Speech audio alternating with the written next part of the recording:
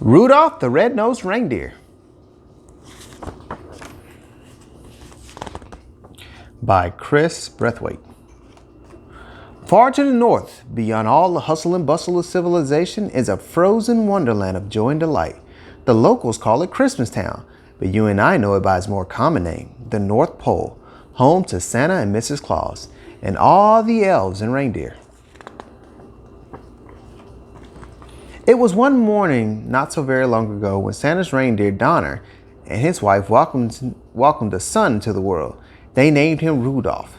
At first, Donner was proud of his son, as any dad could be, but he soon realized that Rudolph was different from all the other reindeer. His nose, instead of being black, glowed a bright red. Oh my, look at that shiny nose!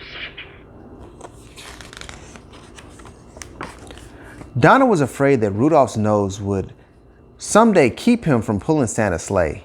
He wanted his son to follow in his hoofprints, so he came up with a solution. He made a special covering for Rudolph's nose. To Donner's delight, it fit Rudolph perfectly. I don't like wearing this nose. Why, you look like a chip off the old antlers, he said to his son. Rudolph hated wearing the nose, but he did it to make his dad happy. When all the Bucks were old enough, they were invited to participate in the reindeer games. It was the perfect opportunity to be noticed by Santa. While Rudolph was waiting his turn, he met a beautiful young doe named Clarice. Hi, Rudolph. It's me, Clarice. She had soft brown fur and big brown eyes. Rudolph just stood there looking at her, but his thoughts of love were soon interrupted when the reindeer coach shouted, "Rudolph, you're up next." Rudolph started running, and with a quick jump, he was soon airborne. He flew higher and farther than any other Bucks. Everyone, including Santa, was amazed at how well he was doing. When he landed, all the reindeer greeted him. She thinks I'm cute. But his joy was not to last.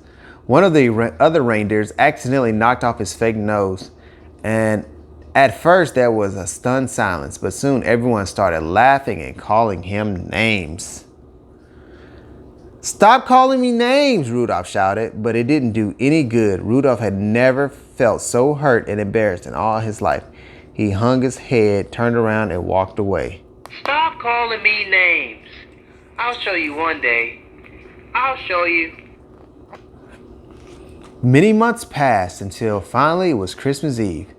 Everyone rushed around preparing for Santa's big sleigh trip. Suddenly, an elf ran to Santa and handed him an urgent weather report. There was going to be a terrible storm, and Christmas would have to be canceled. Santa gathered everyone in Christmas Town together, and just as he was about to announce the bad news, Rudolph's red nose started glowing. Santa thought for a moment, and then with a big smile on his face, he said, Rudolph, with your nose so bright, won't you guide my sleigh tonight?